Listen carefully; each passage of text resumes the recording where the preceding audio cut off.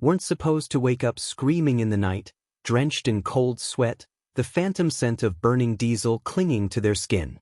Heroes weren't supposed to jump at every sudden noise, every unexpected shadow, their bodies perpetually poised for a threat that existed only in the fractured landscape of their traumatized minds. Heroes weren't supposed to fall apart. She had tried, desperately, to piece herself back together, to return to her old life, to reclaim the woman she had once been. Her medical practice in Philadelphia, a carefully constructed edifice of years of dedication and relentless study, had been waiting, suspended in a fragile state of limbo, held together by the threadbare promise of her imminent return. Her family, initially, had been supportive, their concern genuine, their offers of help heartfelt. But the nightmares had worsened, becoming more vivid, more visceral, more inescapable. The flashbacks, sudden, intrusive, terrifyingly real, had made it impossible to function, to focus, to work. How could she possibly treat patients, delicately probing the intricacies of the human brain, when every sudden cry of pain, every involuntary groan, sent her spiraling back into the burning wreckage of that Humvee, back to the screams of dying men, back to the suffocating chaos of war? The VA had offered help, in its own slow, bureaucratic way. "We're understaffed, Staff Sergeant Martinez," they'd explained, their voices weary, almost dismissive, the bureaucratic jargon a shield against genuine human connection. Too many veterans, not enough resources. She'd filled out endless forms, until her hands cramped, the bureaucratic language blurring into meaningless abstractions. She'd sat for countless hours in sterile, soul-crushing waiting rooms, the fluorescent lights buzzing overhead, the linoleum floors cold beneath her worn boots, the oppressive silence punctuated only by the rhythmic coughs and restless sighs of other broken souls, other veterans lost in the labyrinthine corridors of the system. The walls, she remembered, had always seemed to close in on her in those waiting rooms, the air growing thick, suffocating, until she had to flee, gasping for breath, the panic rising in her chest like a tidal wave.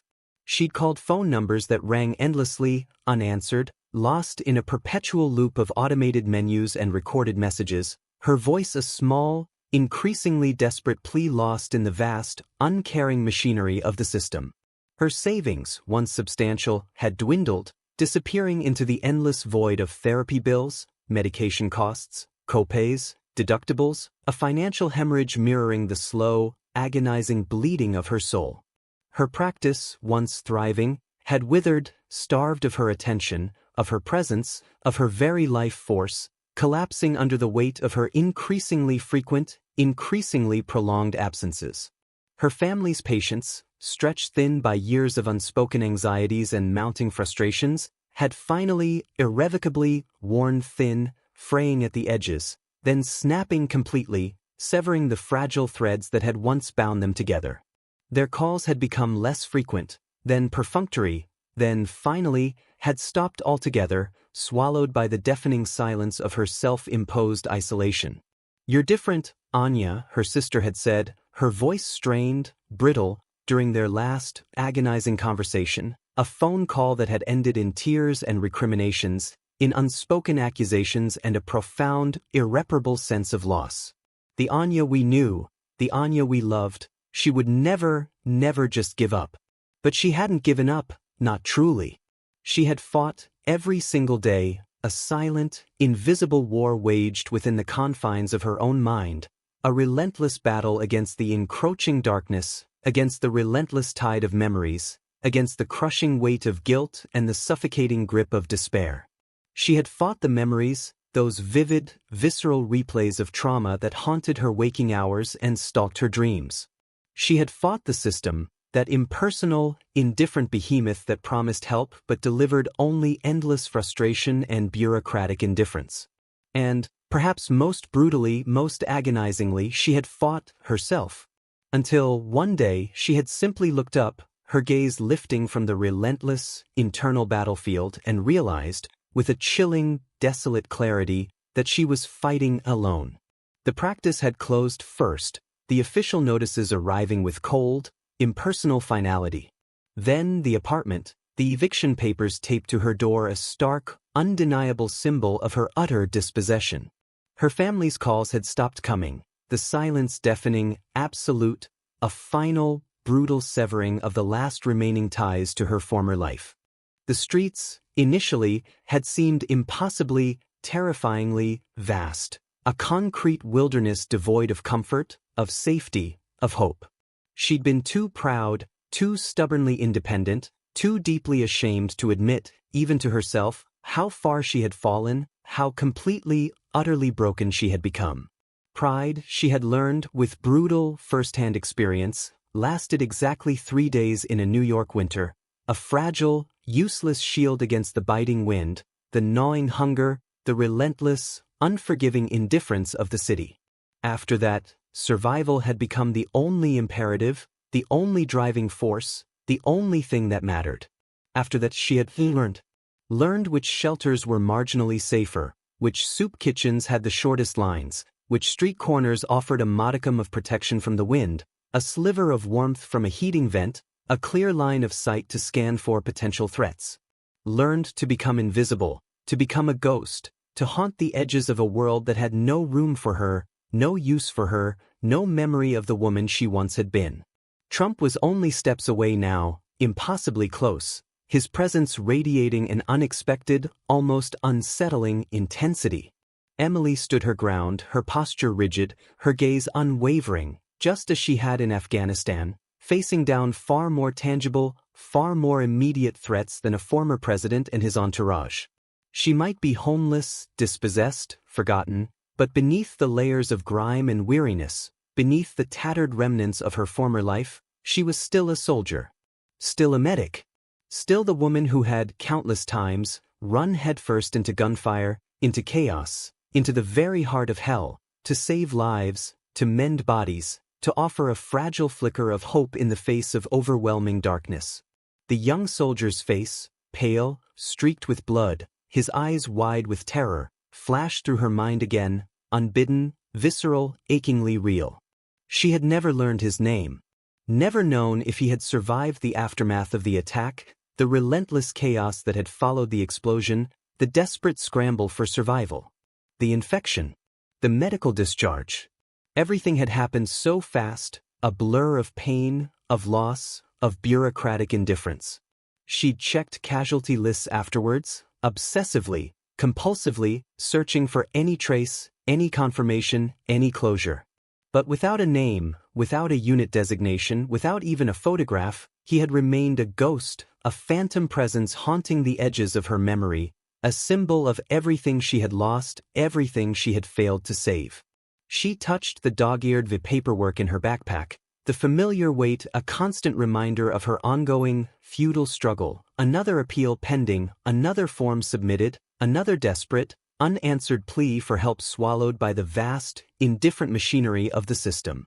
The system was overwhelmed. She knew that intellectually, logically. She understood the staggering scale of the problem, the sheer volume of veterans returning home broken, lost, adrift, needing help that was simply, tragically, unavailable. But knowing, understanding, didn't make the long, brutal nights on the street any easier to endure. Didn't quiet the relentless, echoing screams in her mind. Didn't warm the cold, unforgiving corners where she tried, and often failed, to find even a fleeting semblance of sleep, of peace, of oblivion. Trump stopped directly in front of her, the space between them shrinking to almost nothing, the air suddenly charged, electric, heavy with unspoken anticipation. The crowd, a silent, expectant mass, held its collective breath, every gaze fixed on the unfolding drama. Emily lifted her chin, meeting his gaze directly, her own eyes unwavering, unyielding. She had faced worse than this. She had survived worse than this. She would survive this too. But something in the way he looked at her, something in the unexpected gentleness in his eyes, was different. Kinder, somehow. Almost recognizing. Which was, of course, impossible. To him, she must be just another nameless, faceless homeless veteran, another statistic in the endless, depressing data stream, one of thousands who had served their country, only to end up broken, forgotten, lost on its unforgiving streets.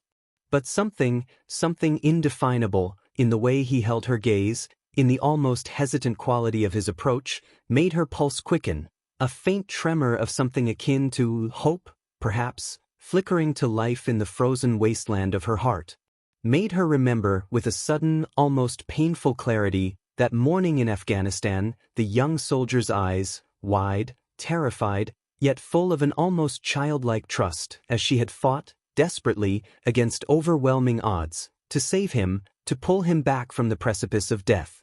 Made her wonder, with a hesitant, almost terrifying whisper of possibility, if maybe, just maybe, everything that had led her to this moment, every grueling mission, every soul-shattering nightmare, every lost dream, every broken promise, had been, somehow, impossibly, leading her, inexorably, to this moment, to this chance encounter, to this unfathomable possibility. Trump opened his mouth to speak, his lips parting, his gaze unwavering, and Emily braced herself, instinctively, for whatever would come next. A dismissal, perhaps. A condescending platitude. A brusque directive to move along, to vacate his corner, to become invisible once more. After all, she had survived war. She had survived profound loss. She had survived the brutal indifference of the streets. She would survive this too. But she had no earthly idea, no inkling, no premonition, that what he was about to say, the words poised to cross his lips, would shatter every assumption she held about that long-ago morning in Afghanistan, would unravel the carefully constructed narrative of her broken life, would, in a single, unexpected moment of grace, change everything. She had no way of knowing, no way of even imagining, that the young soldier whose life she had fought so desperately to save had never, ever forgotten her face, her voice, the soothing melody of that Spanish lullaby that had, against all odds, kept him alive until help had finally, miraculously, arrived. No way of knowing that sometimes, in the vast, incomprehensible tapestry of human existence, the longest, most arduous, most desolate road home could lead, impossibly, miraculously, straight through a chance encounter on a cold, unforgiving New York street corner. The world seemed to shrink, to compress, to focus, until only this one moment, this precarious point in time and space, existed. The murmur of the crowd faded to a distant, almost imperceptible hum, a muted background drone to the unfolding drama. Donald Trump, former President of the United States, stood directly before Emily, a homeless veteran huddled in a worn military jacket, his security team forming an uncertain, almost apologetic, circle around them, their usual, practiced efficiency dissolving in the face of the unfolding, utterly unscripted, human drama. For a heartbeat, suspended in time, neither of them spoke, the silence stretching, pregnant with unspoken words, with untold stories, with the weight of years of unspoken pain. "That's a military jacket," Trump said finally, his voice surprisingly softer, more gentle, more human than Emily had ever expected, the familiar bombast, the practiced bravado, completely absent, replaced by an unexpected vulnerability, an almost hesitant tenderness. "Afghanistan," Emily nodded, her throat suddenly tight, constricted, the single word barely a whisper, a breath of sound lost in the cold morning air. "Just 2 tours," she added, the words coming automatically, ingrained in her muscle memory, a recitation of facts, of service, of a life lived in uniform. She noticed his gaze catch on the faded, almost invisible combat medic insignia, still faintly visible despite the jacket's worn, threadbare fabric. Something flickered across his face, a subtle shift in his expression, something that might, impossibly, be recognition. But that was ludicrous, absurd, utterly impossible. She was just another face in the crowd, another anonymous veteran who had fallen through the cracks, another ghost haunting the periphery of his gilded world. "Sir," one of his security team, a man she recognized from television, his face etched with barely concealed anxiety, stepped closer, his voice low, urgent, his gaze darting nervously towards the restless crowd. "We should move inside." "The crowd?" Trump waved him off with an impatient flick of his wrist, his eyes still fixed on Emily's, unwavering, searching, probing. "What unit?" he asked, his voice now carrying a subtle undercurrent of urgency, a focused intensity that made Emily's combat instincts tingle, a primal awareness that this was no longer just casual conversation, that something significant, something potentially transformative, was unfolding. He was looking for specific information. "What?" "Whiskey 6, she replied, the unit designation, her call sign, escaping her lips automatically, drilled into her consciousness over years of relentless training, of ingrained habit. "Combat medic. 45th Combat Support Hospital." The crowd pressed closer, a restless, murmuring mass, their phones held aloft, recording every word, every gesture, every fleeting expression. Emily could hear the low, urgent whispers of news reporters, their voices blurring into a background hum, could see the jostling camera crews, elbowing for better positions, their lenses like hungry eyes devouring every detail of the unfolding drama. This wasn't how her morning was supposed to go. This wasn't in the script. This wasn't real. When Trump asked, his voice low, almost conspiratorial, "Which years?" something in his tone, something in the almost desperate intensity of his gaze, made Emily's combat-honed instincts scream, a primal alarm bell ringing in her subconscious. This wasn't just polite curiosity. This wasn't casual small talk. He was searching, actively, urgently, for something specific. But what?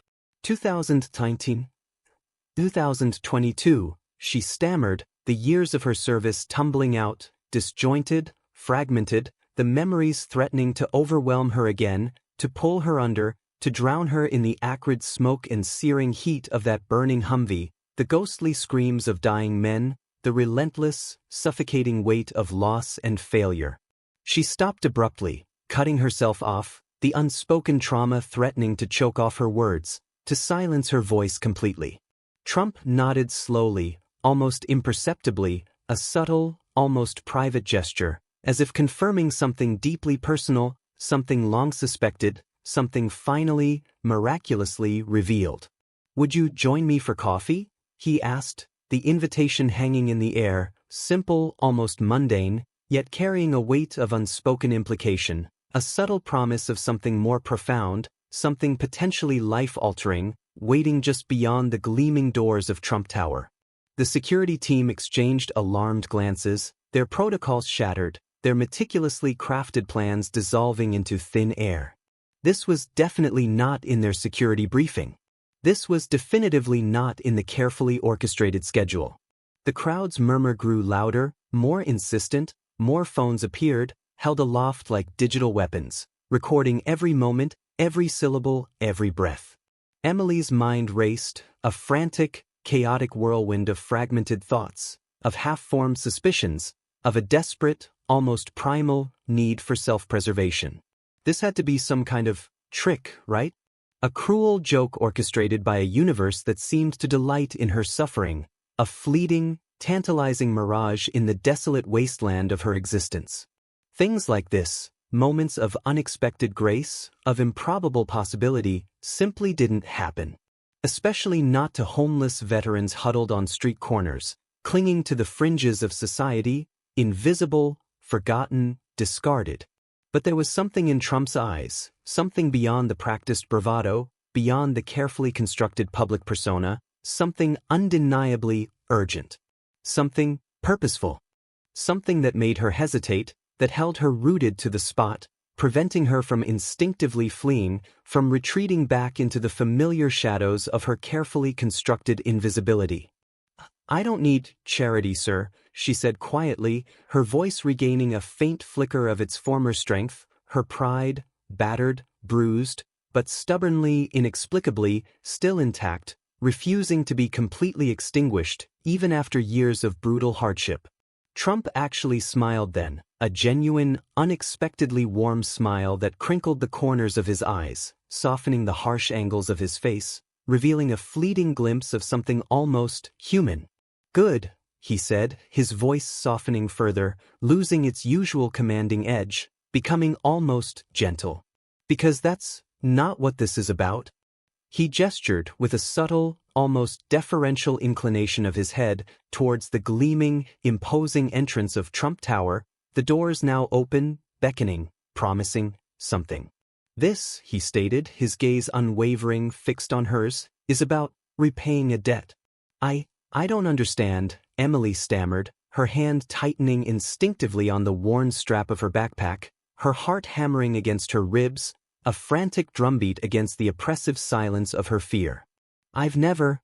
Please, Trump interrupted, his voice now laced with a quiet urgency, a subtle plea that surprised her even more than his unexpected gentleness.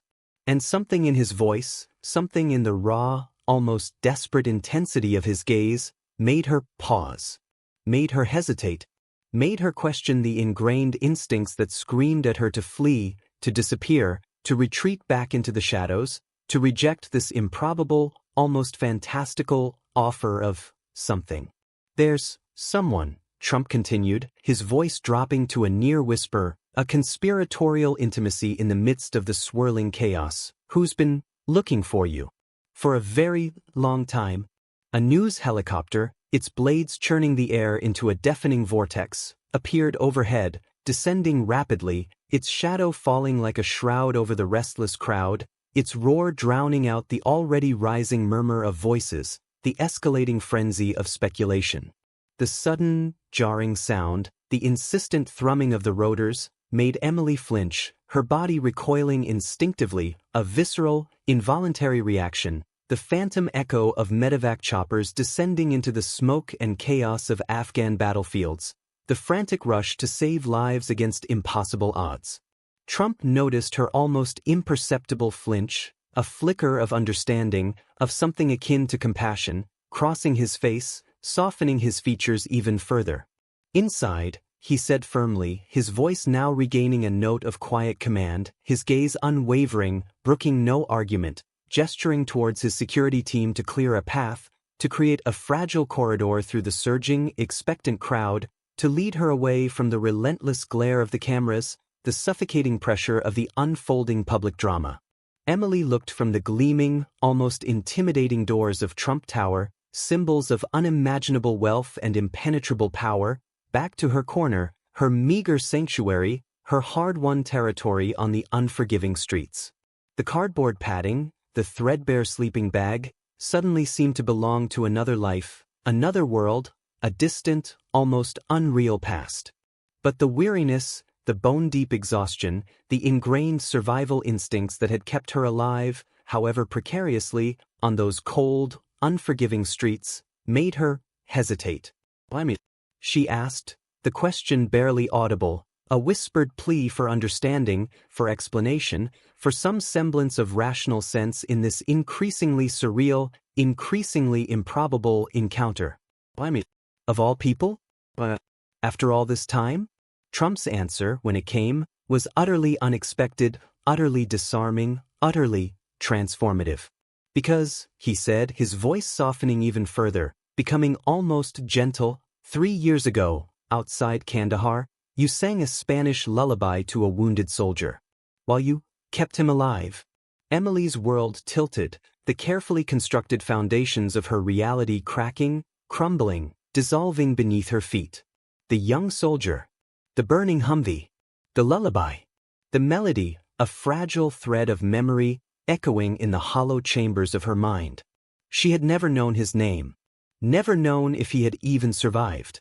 How could Trump possibly know about the lullaby?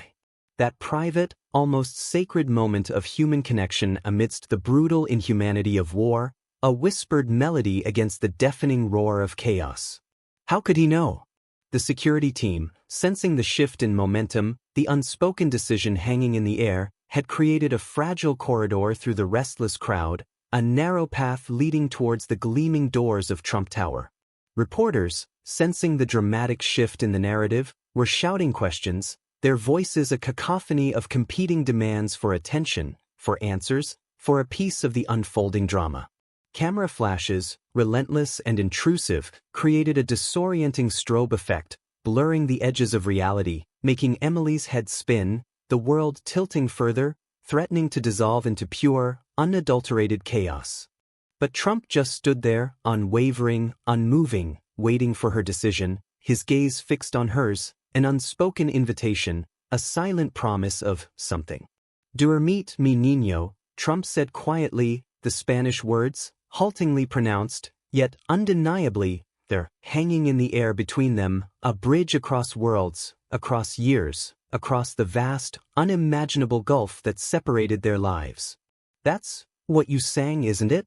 Emily's knees went weak, buckling almost imperceptibly beneath her, the weight of the moment, the sheer, impossible improbability of it all, threatening to overwhelm her completely. That was the lullaby. Her mother's lullaby. The one she used to sing to her when she was a child, scared of the dark, haunted by childish fears. The one she had, instinctively, sung to that wounded soldier, a fragile thread of comfort, of connection, in the face of unimaginable horror, a whispered melody to keep him tethered to life itself, keeping time with the desperate, frantic rhythm of her hands as she had worked, with unwavering focus and desperate urgency, to save his life. No one could have known that. Us.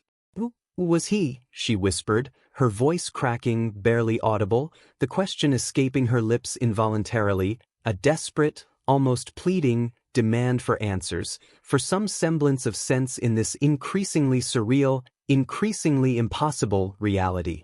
Though, deep down, a nascent understanding, a fragile whisper of recognition, was already beginning to dawn in the shadowed corners of her mind.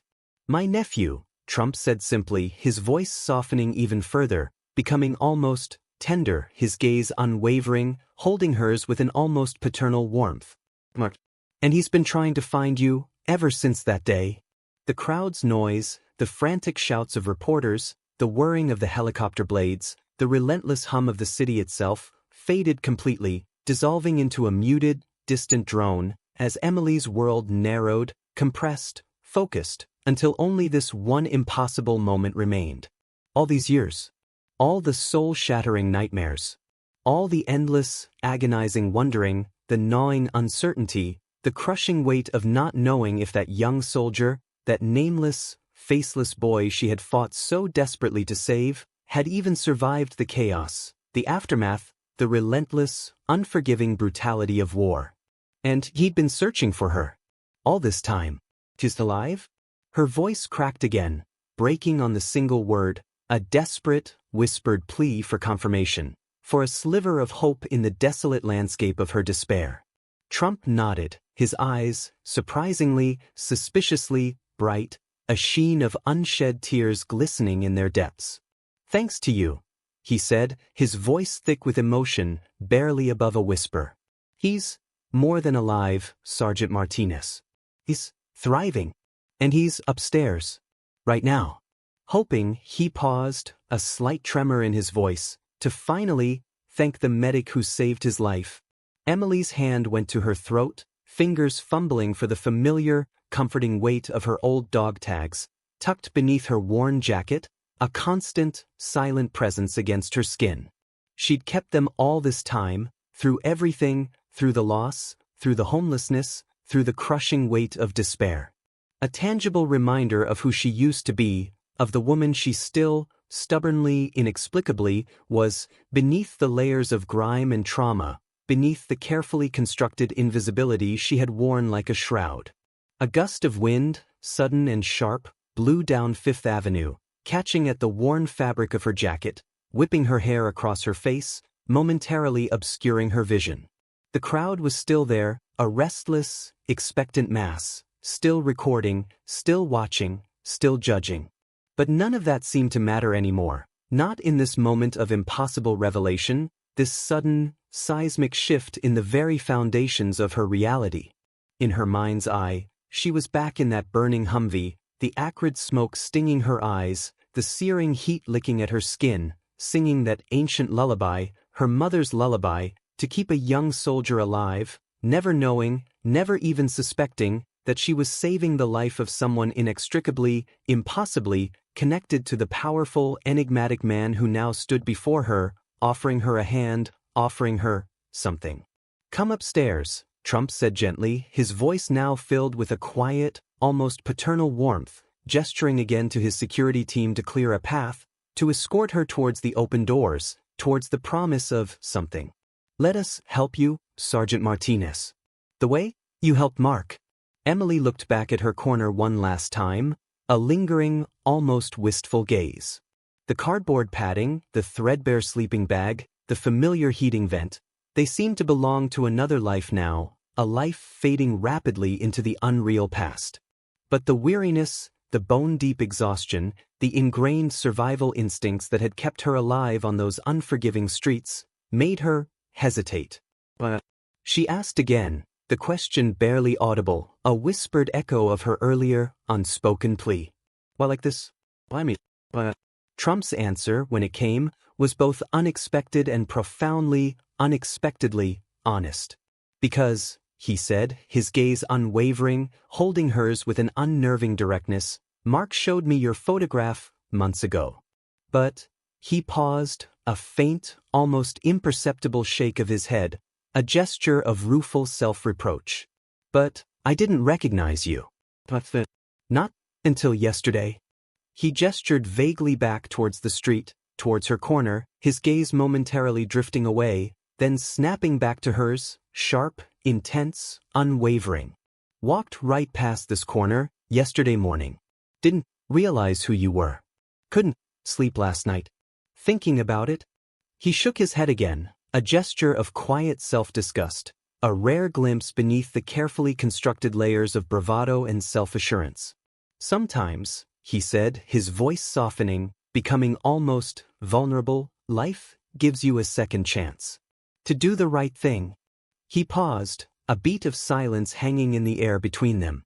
"This is mine." The news helicopter made another low pass overhead, its rotors churning the air, its shadow once again falling over them like a shroud. But this time, Emily didn't flinch. She was too busy processing the impossible, the improbable, the utterly, undeniably real.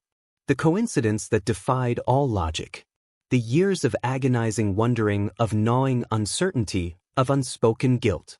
The sudden, unexpected, almost miraculous chance to finally understand. To finally face the soldier she had fought so desperately to save. "Okay," she said finally, her voice soft, yet strangely certain, squaring her shoulders, her posture straightening almost imperceptibly, the soldier she had always been, the medic she had never ceased to be, resurfacing from beneath the layers of weariness and despair, reclaiming her long-dormant sense of purpose, of direction, of hope. "Lead the way, Mr. President." Trump smiled then, a genuine, warm, unguarded smile that transformed his face, erasing years of carefully constructed public persona, revealing a flicker of unexpected humanity beneath the layers of power and ambition.